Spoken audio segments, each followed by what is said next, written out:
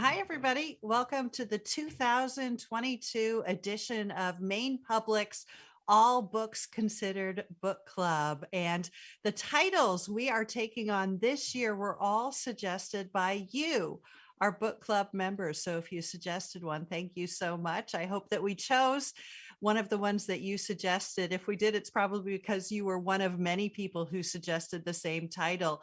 And first up is one of those. It is Enter the Aardvark by Jessica Anthony. Jessica is with us today. And before I introduce her, though, I would like to thank our sponsors and our bookstore partners for taking part in this and their support of the club. If you have questions or comments for Jess, that's why we're here. Leave them for us in the chat comment section. I will try to get to as many of them as I can during tonight's program. Well, hi, Jess, and welcome. Thank you so much for making time to be with us. Thank you so much for having me, Jen. It's great to be here. So I have to ask you a couple big questions to start, because this book is unlike any novel I've ever read. It is wildly imaginative. And I just want to start by asking how you came up with the idea. Thank you. It's a great question. It's actually a question I get asked, pretty often, as you might imagine. I actually started this novel simply with the title. I will often write stories from titles, and I had this weird trio of words in my head for a few years back in sort of 2012, 2013, Enter the Aardvark. And I just was sort of amused by the possibility that those three words were, kind of promising me. And so when the time came to sit down and to write this novel, I just walked into those three words, which is to say, I really didn't know other than a general sort of, a general sense that I wanted to write about a politician. I wanted to write in some way a novel that would do some reflecting of our climate, our political climate, our media climate. And I found myself working into a character who was not only a closeted Republican congressman, but a millennial closeted Republican congressman. And so that was an interesting distinction. I found through that sort of position in that character design, a new sense of voice, which really helped me to drive the book forward. The novel is unlike any other novel I've written. This is my third book, in that, it really tries to sound the way, at least the present moment sections of the novels, try to sound the way that I hear language being spoken nowadays. And so I don't know if that answers your question. I'm sure we're going to get into more of it, but that's really the genesis of the novel, was simply a writer walking into a title. Okay, so the other big question is, this is a satirical novel. We are living in very strange times. I think most people would agree that sometimes what we watch on the news is pretty absurd anyway. So I'm wondering if it took a lot of courage to write a satirical novel about times that are already pretty absurd. And then two, do you worry that maybe people don't even realize that it's a satire? That's another great question. I don't worry that people don't understand its satiric quality. That doesn't concern me very much. But the first piece of the question about, what it means to write satire in anywhere from 2015 to 2022, I suppose. I guess my response to that would be that human beings have always lived in strange times and outlandish times. And it really is just a matter of what we're paying attention to that feels outlandish.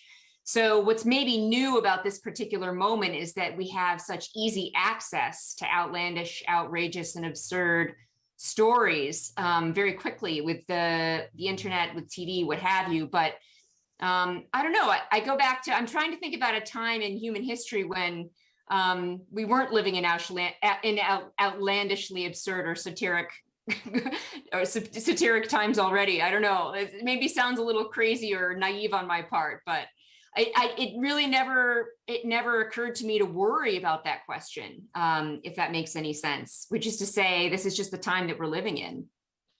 Are the main characters based on somebody? Are they loosely based on someone? I was describing the book to someone, and I won't use a name, but this person said, "Oh, you mean you're talking about fill in the blank?"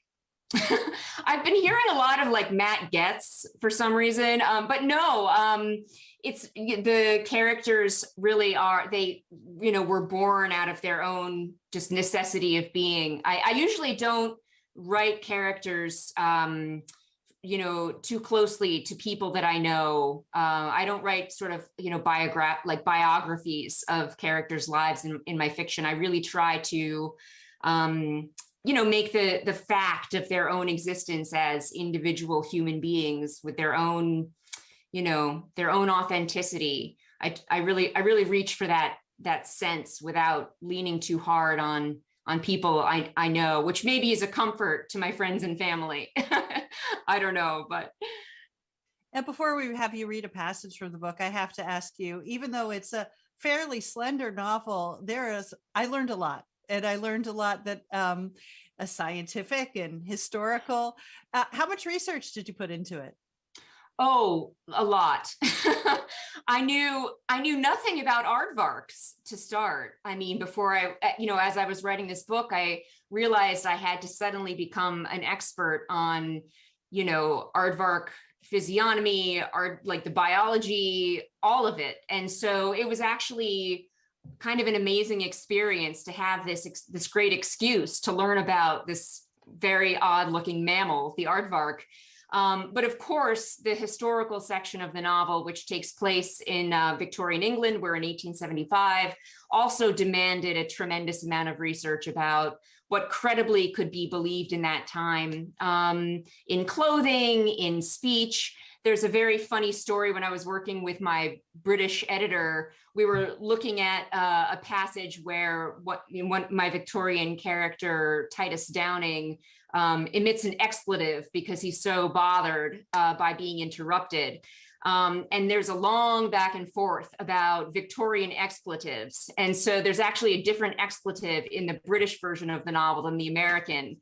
In the American version, he shouts tits, and in the British version, he shouts butter upon bacon.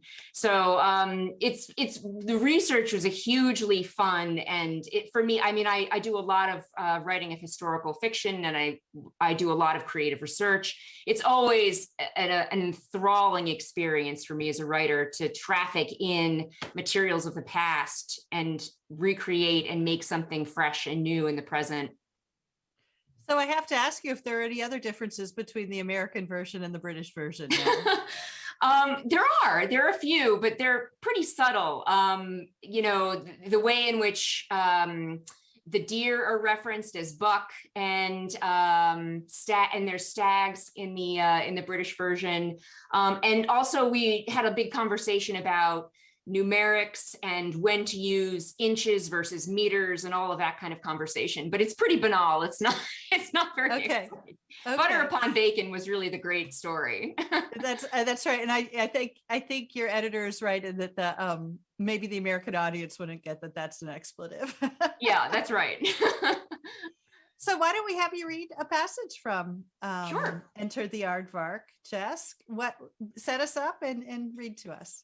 Yeah, thank you. I'm just going to start by reading a short excerpt from the present moment storyline. So we move back and forth between present day United States and 1875 England. And we're following Alexander Payne Wilson, who is a Republican congressman up for his first reelection.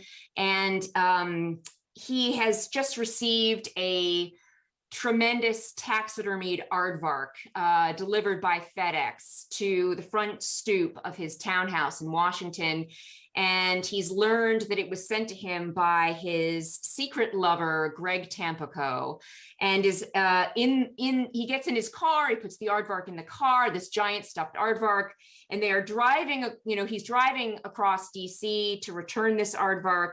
He gets some information on his cell phone that makes him turn the car around and head back towards home. And he's checking his phone because Alex Wilson is always on his phone, and gets pulled over by a cop for texting while driving. And the moment you're going to hear from is just after Alex Wilson has been arrested by Officer Anderson for the possession of a gigantic taxidermic aardvark, which may, from the officer's point of view, be breaking some laws of game transport. The novel is in present day is written in the second person. You are embracing the head of a gigantic stuffed aardvark in the back of Officer Anderson's toothy Ford Police and Interceptor, wrists secured entirely unnecessarily in the front of your person with white plastic zip ties, crossing the Potomac to Independence Ave right next to the mall. Since there are still places in the grid where nothing is working, people are outside, and these people are fat. There are fat men, fat women, and fat children, and they are all wearing the same general outfit, t-shirts and shorts, white socks and sneakers. The adults themselves, they resemble large toddlers as they teeter around the Washington Monument holding $6 pretzels and tipping their phones skyward with greasy fingers as the Interceptor hurtles past L'Enfant, the Federal Center, bearing left in front of the Capitol. And Anderson really could have taken you to one of the substations. M Street was closer, but no, you go to the 1st District station, and that's where the chief works. And when you get there, a great wonking slab of classic DC concrete, Anderson walks you through a hallway that still smells like tobacco from cigarettes smoked over 2 decades ago, and into a room that's right out of some movie, full of metal desks the size of baby rhinoceri and old gray desktop PCs from the aughts. The cops, they are actually donned in pleated khakis. And who even wears freaking khakis anymore, you think, as Anderson plunks you down in a hard wooden chair and whispers to the chief the story he thinks you cannot hear, but which you absolutely can.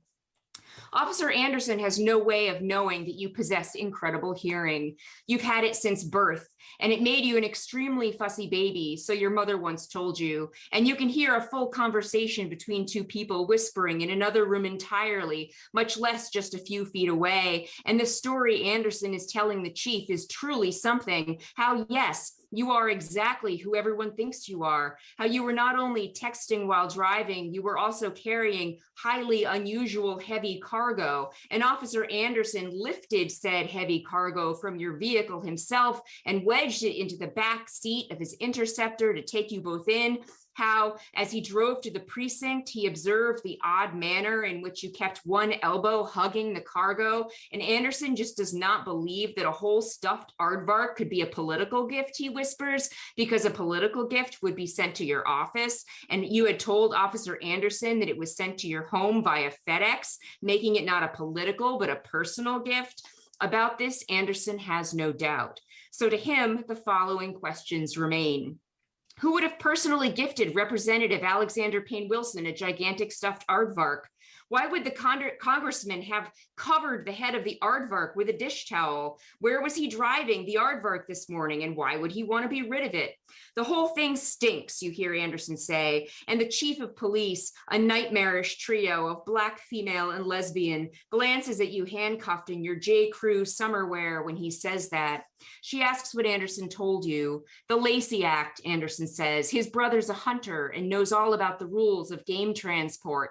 And the chief laughs as she murmurs, good one. And that's when you stand up and demand to call your lawyer immediately. You are a congressman who's been wrongfully arrested, and Officer Anderson has broken all kinds of your Fourth Amendment rights, and for whatever reason, like, has it out for you.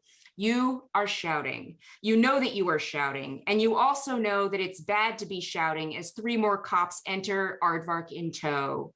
thing weighs a ton, they laugh and drop it loudly on a table in front of you, right there out in the open for everyone to see. And the cops in the precinct, they all get up from their desks and encircle the aardvark, air flicking its snout and its ears. And for reasons you cannot fathom, you begin feeling slightly defensive when they snicker, calling it crazy weird or so ugly. So you plunk back down in your seat and, wrists bound and smarting, go for your phone. It's not in your pocket.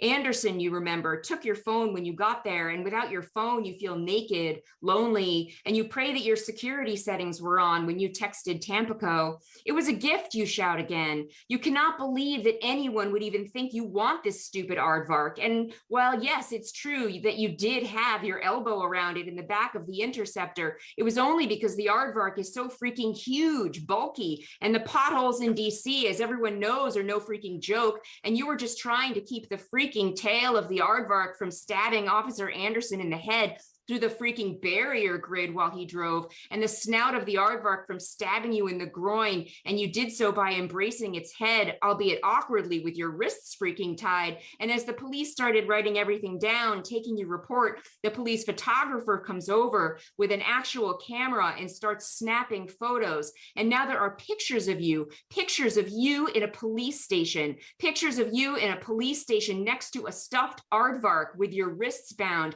And before your mind catches up with your body, you stand up, snatch the camera out of the photographer's hands, and toss it under a desk where it breaks. And that's when the officers, clad in their khakis, fall collectively upon you. I'll stop there. And I think now we will go to the comment from Catherine, who writes, there were times while reading this outlandish novel, I needed to set the book aside because I was laughing too hard to continue. Thank you for making me smile for months now at a moment's notice. So, thank you. So that's from Catherine Guerin. Since you were reading a section from the modern times, I'll go to a question about the modern storyline and about Wilson.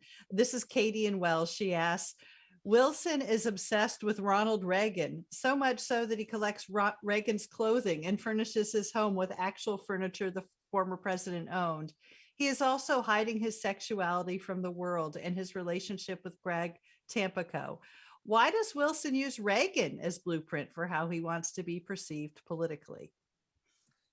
It's such a great question. Thank you for that. You know, there's actually a really easy answer, at least there was for me when it became apparent what Wilson was really doing, which is I am sort of endlessly fascinated by the worship of Ronald Reagan in this country, and particularly by the GOP, you know, holding up and heralding a president like Ronald Reagan. And it made me wonder, as a writer, what it would literally mean for a congressman to worship as a hero Ronald Reagan. And so suddenly, you know, this character began to collect items of clothing that he had seen Reagan wear, and he began to collect furnishings for his house that he felt Reagan might have had around him. And I actually have the book there. Images of Greatness is a book, and here it is. And I had this book next to me, so I was studying pictures of the Gipper in his various sartorial options. Here's a nice one of Reagan on the ranch wearing his great boots. Whoops, I'm going in the wrong direction. There we go. And his like nice high-waisted pants. And so it got me thinking quite a bit about the role of politicians nowadays as performers, the way in which, you know, your modern day politician is constantly in front of cameras, and we are responding differently to politicians in a way that we never have before, which is to say our politicians nowadays are celebrities. And so what does it mean for a character like Alex Wilson, who is in the process of being on the verge of acknowledging his own identity in a way that isn't just sort of a craven acknowledgement, but quiet repression of his identity? You know, identity is a funny thing. It's a tension between the internal and the external. And so the performance of Reagan for him, having emerged from one comment a woman made once to him about how he resembled Ronald Reagan, became a sort of cynical way of thinking about political performance in new light for me, if that makes any sense.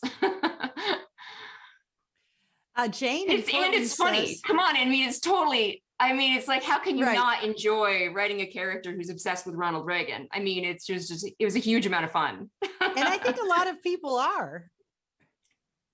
I think there are a lot of people who are obsessed with Ronald Reagan. Yeah, it's a fascinating, piece of our psyche, our collective psyche. I don't know. I grew up with Reagan, and I remember watching him on television and just thinking there's something goofy about this guy. And so like the performance of Reagan was always, it was amusing to me. And so it was a lot of fun to write. Jane in Portland says, the book begins with the evolutionary process of the aardvark from a tiny, simple cell to its current state of existence. Why is this relevant to the story? What is the author setting up for the reader's expectations with this opening? Oh, great question. Well, a couple things. The first is maybe a little bit less transparent, which is I wanted to set the speed of this book early, which is to say, I wanted the novel to move very, very quickly. I wanted the pace of the book to somehow feel as though it was responsive to the speed I feel like modern day is moving. So everything moves so fast. You can be online, you can have something happen to you, and in 24 hours it's someone else or 5 other people. And so the opening salvo of the novel is kind of a cri de coeur, looking back on the evolution of the aardvark as a kind of primal scream into the aardvark. And it's a pace that lingers throughout the book. I mean, the book it's short and it moves quickly. It's like a dagger in the gut.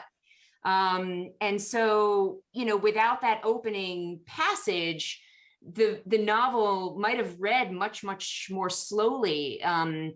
If you just look at the first opening section in the present day, without this initial thrust of history, it's a very different pace that's set. And so that was one reason. And then the other reason, of course, is just the fact of evolution itself, and thinking about whether or not this is a character who is so buried in his own intransigence, his own political intransigence, whether or not it's possible for him to change. My real interest in the book, lay in the strange tension that I felt between my own sense of empathy and indictment for this character. And so, in thinking about the ways in which politicians, how they have to be constantly in a mode of performance or acting for a camera, thinking about how that is raising new questions about how hypocrisy works in politics. It raised in my mind a question about how long this has been going on for, whether or not Alex Wilson is a character who is capable eventually of one day pulling himself out of this mindset that is keeping him from knowing himself, and how the prevention of him knowing himself is fundamentally what allows him to oppress so many other people who he is the legislator of, right? So that was really the reason for the opening. Great question. We'll stick with the aardvark. Jen in Bangor says, I'm fascinated by the aardvark's journey, where it went and why. How did you determine its path? And were there some parts of the journey that you were thinking to include and then didn't? Oh, good question. Yeah. The aardvark, I started early on realizing that I had to follow the aardvark itself, the body of the aardvark as an animal, as eventually a carcass, and eventually as a taxidermied beast, right? It became, I don't know, it was very early on that I made the decision to follow the aardvark. And so I went where the story kind of took me logically. I'm a big fan of logic as plot, which is to say, you just ask yourself as a writer, well, what reasonably would happen next, right? And so, you know, to me, as I was writing and I was moving back and forth between the present moment and the past, the trajectory of following, you know, the aardvark from ambling around, you know, the dark savannah to eventually finding itself, you know, stuffed and in a Prussian lodge of a Nazi. It was just a lot of fun to follow what logically possibly could have happened in that time period. I hope was that a good enough answer? I hope I answered that question correctly. Did it have any of the any other wandering? There were others. Were there any other journeys of the aardvark Yes. that ended up not ending up in the final? Thank you for reminding me the second part of the question. Yes. I actually had a section that took place in the Natural History Museum in DC, and I sort of teased the notion that really the aardvark might have ended up there somehow, but it wasn't working, and so it had to be cut immediately. It wasn't a part of the logic of the story. Yeah. Okay. Why don't we go to another section, another excerpt from the book, because I want to talk about your other major character, and ask some questions from the audience. Sure. So I think it makes sense to go to the past now. I'm going to go a little bit earlier in the novel and just read a section from the taxidermist Titus Downing, who has received now the carcass of a stuffed aardvark, a creature that he has never seen before, from his lover from his lover Richard Oslet, who is a hunter, and he is the hunter who found and killed the aardvark and has now sent the carcass to his taxidermist friend and lover Titus Downing. And so Titus Downing has been working on stuffing a gigantic Bengal tiger. But upon the arrival of this package from Africa, he is stopping everything. And this is the chapter where he is studying the aardvark's carcass. Titus Downing, consciously unmarried, consciously childless, aficionado not only of taxidermy, but also of very fine, very thin oxtail soup, gazes at the humped back and smooth neck, the fat claws, the ears and snout so oddly long it looks like someone pulled them, and shudders. Next to the Bengal tiger, this so-called aardvark is a truly vulgar creature, he thinks, ugly even for nature, like a pig screwed a donkey, and immediately reminds Downing of a story famous among taxidermists, that of Captain John Hunter, who in 1798 sent the first skin and sketch of a platypus to naturalists in England, who in turn assumed it was a hoax. They thought that someone had sewn a duck's bill onto a beaver pelt, going so far as to write that upon viewing the creature, it is impossible not to entertain doubts, and all surmise that there may have been practiced some art of deception, which is why Downing, wondering if his close friend Richard Oslet could have sent him a hoax, inspects the skin for unnatural seams and finds there are no unnatural seams. Downing returns to his workbench. He closes his eyes and tries to quiet himself back into the life of the Bengal tiger, but it is impossible. The tiger's moment has passed. It will likely take days to find it again, and his mind is traveling helplessly back to the aardvark until at last he gives up and goes to it, realizing with growing excitement that Oslet has offered him not a joke, but a challenge. How to recreate the jiva of a beast as ugly as this one, a creature about which no civilized man knows anything. The notes and sketches which Oslet has sent him now appear to Downing to be almost deliberately sparse. Nocturnal, sleeps in underground tunnels. Social entomological eater, has cheek teeth. Throws snout into ground to smell deeply. Digs with front feet, kicks dirt with back feet. Bark is high-pitched, such as a wanting dog. Exit the tiger, enter the aardvark.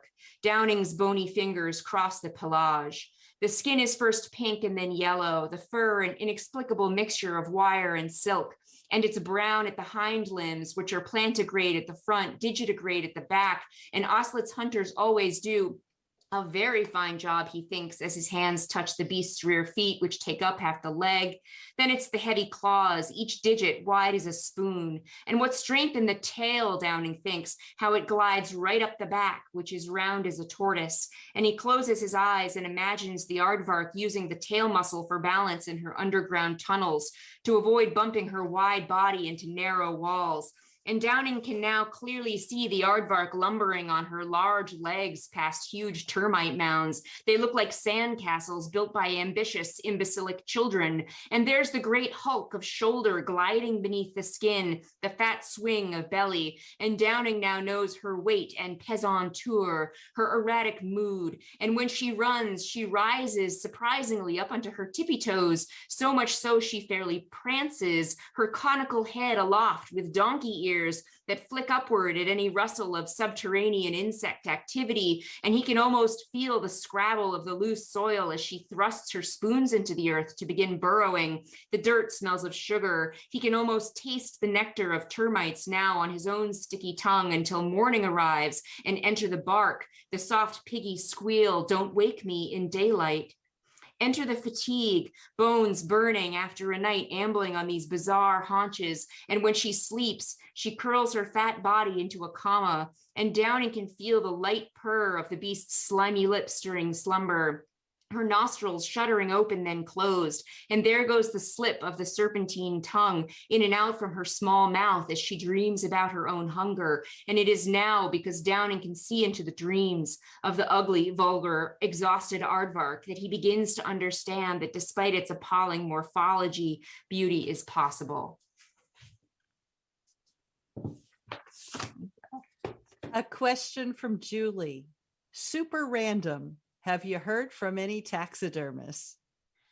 No, not a one.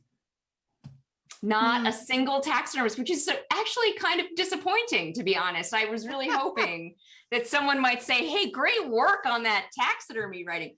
But I'll show you so, I mean, I love collecting really weird books. I'm sure you're guessing, but this was one of the ones that I used in the writing of the novel. Whoops, I'm holding it wrong. There we go. Taxidermy Step by Step.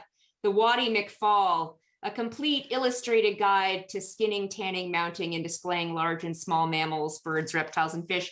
But I also found an amazing document from the late 1800s in Britain by a taxidermist who wrote all about the process and the experience of Victorian taxidermy, which really had its own laws. I mean, you're talking about different tools, different oils and soaps. I mean, it was just fascinating to read about. Along the lines of the taxidermy, Jane in Bangor asks, Titus places the eyes of Richard into the taxidermized, uses the word taxidermized aardvark. Yes. Why does he do this? How does the aardvark, having been fitted with human blue eyes, affect the characters throughout the book and all the timelines? That's a very ambitious question. I'll do my best. You know, I can't answer particularly why he does it. I don't like to, you know, offer tidy answers about my character's motivations, but I will say that the presence of the human eyeballs in this work of taxidermy, to me, is one of the it's one of the quietest parts of the novel that, if you really stop and think about the presence of this actual taxidermy beast in Alex Wilson's living room with human eyeballs, you understand that he is looking at something that is utterly grotesque, which is to say, it is not, you know, it is not an emotion that you feel when you look at a professionally taxidermied animal has a sense of its own being, its own self, right? I mean, you can even look at the eyes are usually not the eyes, they're usually beads or glass. I mean, now they're widely glass, but back in the Victorian era, it was rare. But to actually have two shellacked human eyeballs. I mean, if you stop and think about the incredibly strange appearance of this beast in the room, it is strange. I don't know, it estranges the novel and the characters who have to kind of operate around this beast in a way that is subterraneously challenging, which is to say, like, I say that a lot, which is to say, I guess I'm doing that a lot right now. I'm just explaining myself, but it allows the characters to potentially have a moment of discovery, of looking at this strange thing for the first time and seeing that something is wrong, something is off about this already odd looking creature. It's not natural. It's deeply disturbing. It's almost nightmarish, the presence of the human eyeballs in this beast. So in that sense, the novel is, I guess, in my mind, speaking to, something you might read in, say, The Turn of the Screw, right? That's where the quiet haunting of the book is doing some work. That's a great question. Speaking of haunting, Titus and Rebecca, this is from Tom in Portsmouth. Titus and Rebecca both see the ghost of Richard after his death. Alex also sees the ghost of Greg after his political downfall. Are they actual apparitions or something else? Well, I don't want to, again, answer for the readers, but I will say that, because the novel is exploring the role of image and also in kind the role of the imagination in general, it's a lot of fun to play with the idea that we are seeing people who we feel we need to see.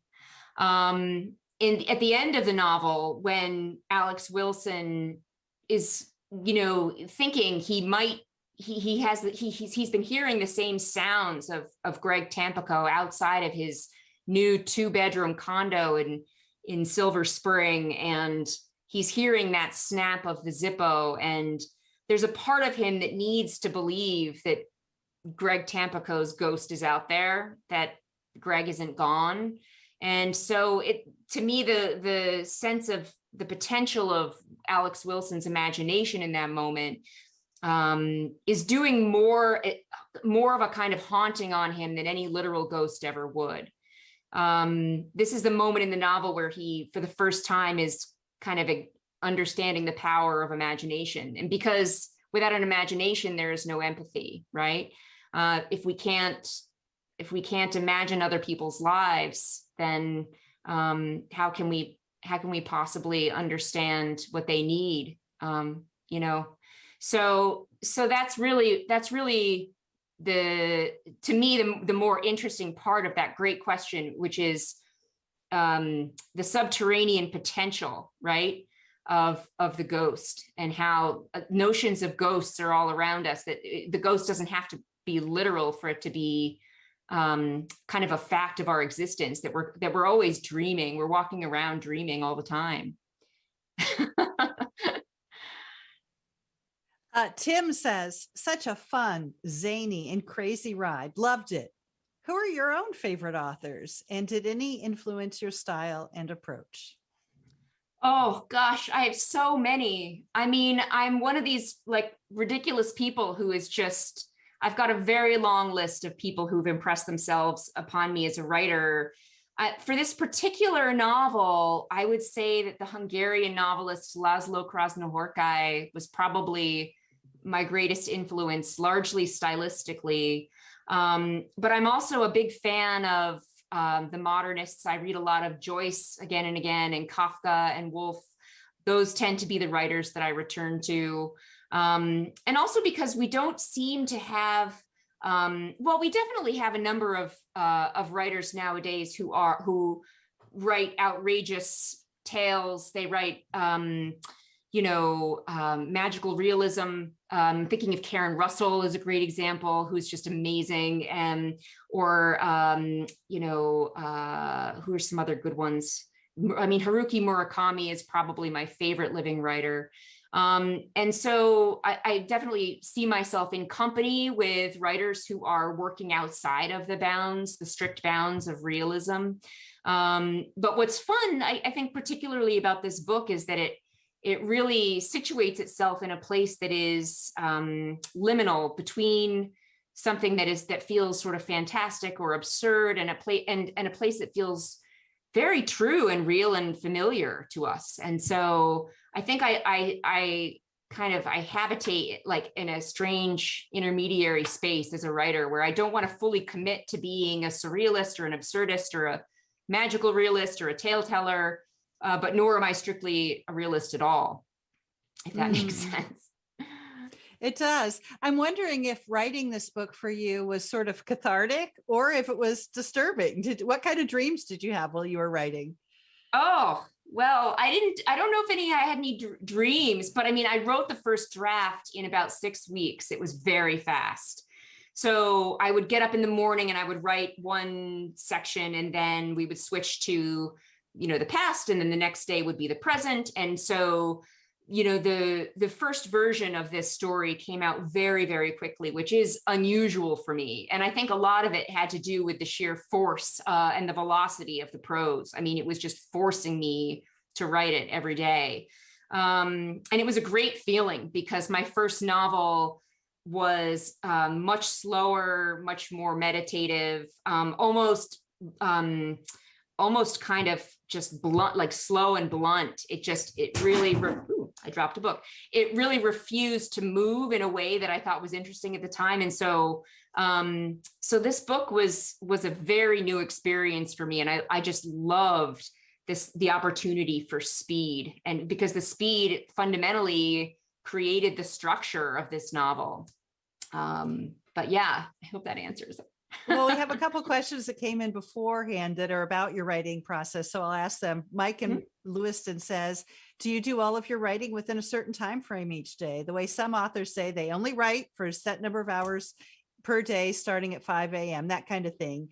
And if so, how do you manage to find creativity during that selected time period? Yeah, this is always such a good question, because how on earth do we write with the chaos of our lives? I mean, I don't think that this is something that goes away even for the most prolific authors. I mean, I think it's a constant issue. And for me, I give myself, usually when I'm starting a novel, I will set aside a large chunk of time. I'm a professor at Bates College. And so I'm gifted with, a couple of months, in the middle of, June, July, where I can really sit down and throw myself into some new work. And so for me, process-wise, it's really important to have nothing on the plate at all, except the book that I'm starting to write. So I can begin to understand what it is I'm doing, what I'm interested in, who these people are.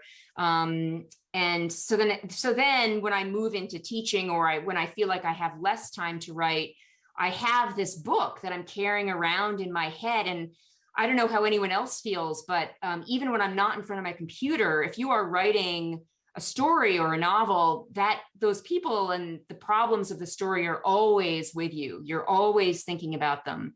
And so you're starting to do some problem solving, even if you're in line at Hannaford, which has happened many times. You have great, epiphanies about what needs to happen in your fiction while, waiting for the woman ahead of you to finish entering her number into the Hannaford checkout line. And so yeah, I would say that's part of the process. And also I recommend, it's worked for me, having some kind of a mandatory word count every day, saying to yourself, all right, I write 4 pages a day. So I hit roughly 1,000 words when I'm drafting a novel, and it's a healthy pace. It means, all right, you've done your work for the day. Now you can go out, you can do other work you need to do, be a family member, be a person to the people who love you. But it's been really important for me to have at the launch of a major project, just, that longer chunk of time, 6 to 8 weeks, so you can really just throw yourself into it. I know that isn't possible for everyone. But I don't know. I think process is also a funny thing, because writing is different for everyone. I have wonderful friends who are brilliant novelists who don't need that chunk of time, who don't need the 6 to 8 weeks, and they get up every morning before anyone else is up in the house, and they write from, 4:30 in the morning till 7:30 in the morning. So everyone has their own way. You just have to figure out how it works for you. Yeah. I'll wrap up with one more question about the book itself. This is from Diane in Saco. She writes, the storyline of Richard and Titus seems to me to be an echo or mirror image of the relationship between Alex and Greg. Later in the novel, Titus speaks about how after his death, he will live another life. Do you think this is the same story being relived by the same souls in a second life? Does the author believe in reincarnation? So we're going to end with just a little question. I do not believe in reincarnation, but I believe in reincarnation in fiction. The potential for the potential to ask the question of whether or not Alex Wilson is a person who will be, by the end of the book, capable of even the tiniest little bit of empathy for others, to me is born out of this sense that, the stories of who we are and who we can be publicly and who we can't be publicly.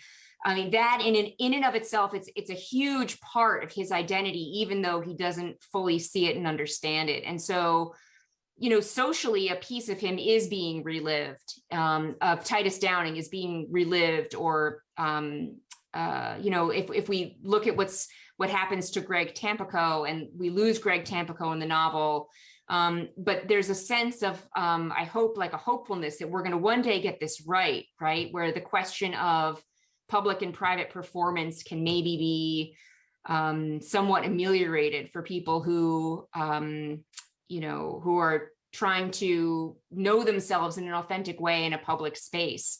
My easy answer for this character is to do some close work looking at your political affiliation and asking yourself tough questions about your membership in such a community.